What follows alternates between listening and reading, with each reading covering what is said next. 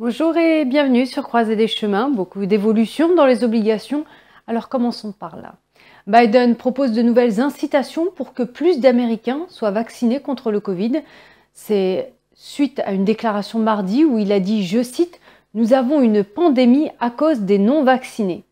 Biden a demandé jeudi à tous les États de commencer à offrir 100 $ pour inciter les gens à se faire vacciner. Et un document interne du CDC affirme que le variant Delta est aussi contagieux que la varicelle. Toujours selon ce document, le variant Delta peut se propager aussi facilement pour les personnes vaccinées que pour les personnes non vaccinées. D'où la recommandation de se masquer, quel que soit le statut vaccinal. Et ce jeudi, M. Biden a également annoncé que tous les employés fédéraux doivent prouver qu'ils sont vaccinés contre le Covid sous peine d'être soumis à des protocoles stricts tels que le masquage et des tests fréquents du Covid. Et avant l'annonce de Biden, l'Association des agents fédéraux chargés de l'application de la loi a critiqué l'idée d'une vaccination obligatoire, affirmant qu'elle estime qu'une telle exigence constitue une violation des droits civils. Le président de l'association, Larry Costme, a déclaré au Washington Post que si Biden rendait les vaccins obligatoires, il aurait une avalanche de protestations. Bien qu'il n'ait pas rendu encore le vaccin obligatoire et qu'il donne aux travailleurs fédéraux la possibilité de se masquer et de se soumettre à des tests réguliers, il est probable qu'il y aura également des réactions contre cette mesure. Dans une déclaration mercredi, l'American Postal Workers Union s'est opposée à l'obligation et a déclaré que les questions liées aux vaccinations et aux tests de dépistage du Covid sur le lieu de travail doivent être négociées avec le syndicat lui-même. Le syndicat représente plus de 220 000 travailleurs. D'autres syndicats s'expriment également sur leur inquiétude. La Professional Manager Association a déclaré dans un communiqué que la question devrait être laissée à la direction de l'agence. Elle représente des milliers de gestionnaires d'IRS. D'autres encore sont favorables à l'obligation de vaccins, comme la Fédération internationale des ingénieurs professionnels et techniques. De plus en plus d'endroits exigent à nouveau le port du masque, même pour les personnes parfaitement vaccinées. Les employés fédéraux ont commencé à porter des masques dans les bureaux et à partir de samedi, Washington exigera que toutes les personnes de plus de 2 ans portent des masques à l'intérieur. En effet, la Maison-Blanche a déclaré mercredi que dans les zones de forte transmission, tous les employés, les entrepreneurs sur site et les visiteurs doivent porter des masques à l'intérieur des bâtiments fédéraux, quel que soit leur statut vaccinal. Dans la foulée, le ministère de la Sécurité intérieure a annoncé que l'ensemble de ses 240 000 employés sont tenus de porter un masque à l'intérieur et à maintenir une distance physique. Les départements de la Défense, de l'Énergie et de l'Intérieur affirment tous avoir mis en œuvre cette politique. En janvier, Biden a d'abord imposé le port du masque dans les bâtiments fédéraux, mais la politique a été assouplie en mai lorsque le CDC avait déclaré que les personnes entièrement vaccinées n'avaient pas à porter de masque à l'intérieur. Au niveau national, plus de 9 millions d'employés et de contractants fédéraux. Pour rappel, au niveau national, il y a plus de 9 millions d'employés de contractants fédéraux et à Washington, on en compte la plus grande partie. La maire de Washington, Muriel Bowser, a déclaré qu'à partir de samedi, tout le monde doit porter un masque à l'intérieur. Il a affirmé qu'à partir de ce samedi à 5 h du matin, j'émettrai un ordre du maire ordonnant aux personnes âgées de plus de 2 ans de porter un masque à l'intérieur, quel que soit leur statut vaccinal. Selon l'arrêté du maire, les personnes doivent porter un masque lorsqu'elles font des exercices dans un gymnase ou travaillent à l'intérieur d'un immeuble de bureau. En revanche, pour les activités en plein air, comme les matchs de sport, le port du masque est recommandé mais pas obligatoire.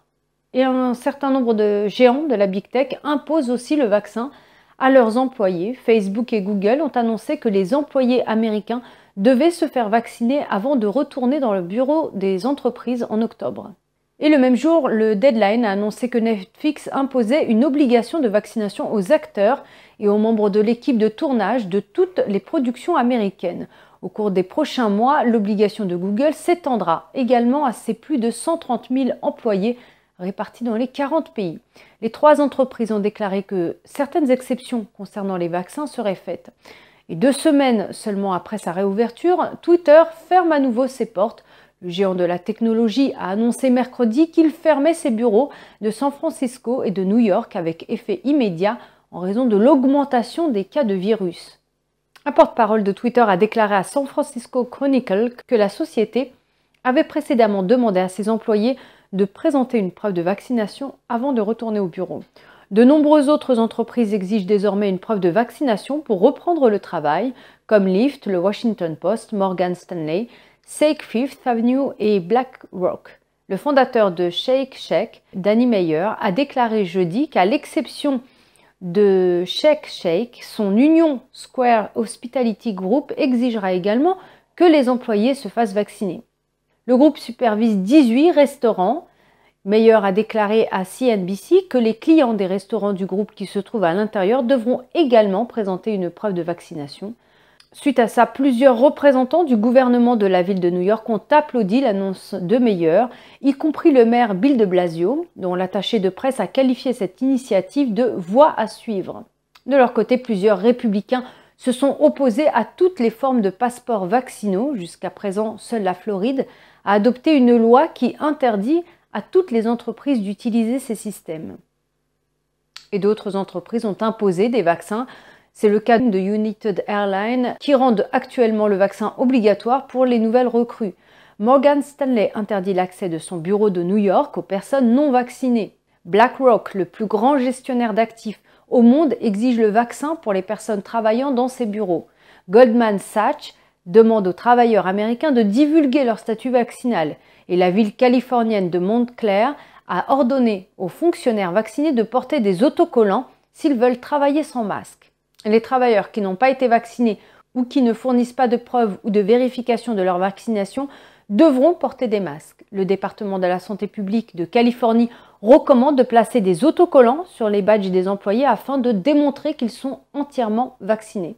Le directeur des services administratifs et des ressources humaines de Montclair, John Hamilton, insiste sur le fait que ce n'est pas encore obligatoire. Il a déclaré à KLTA 5 que le programme n'est pas obligatoire mais volontaire.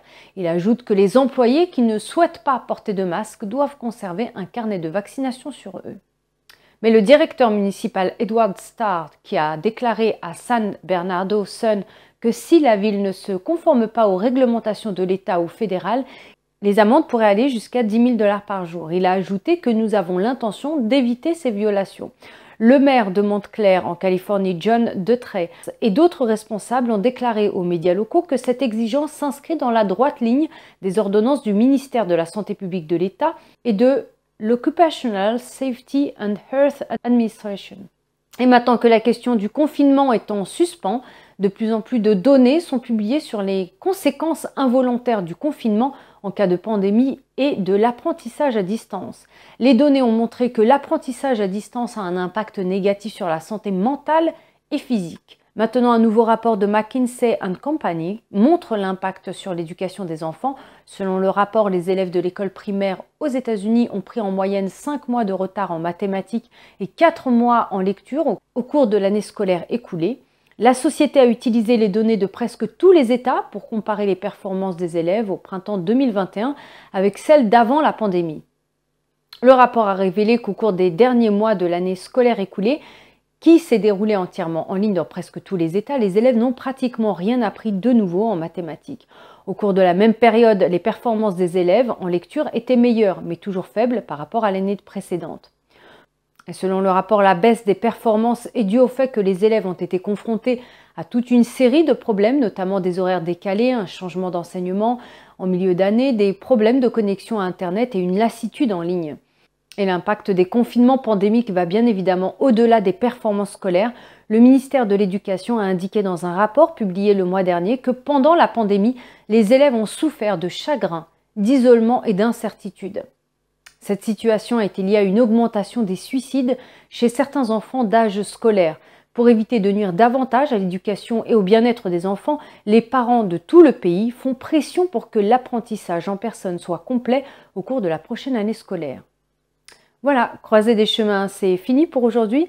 Merci de votre présence et de votre écoute. Prenez soin de vous, je vous dis à très bientôt. Merci, au revoir.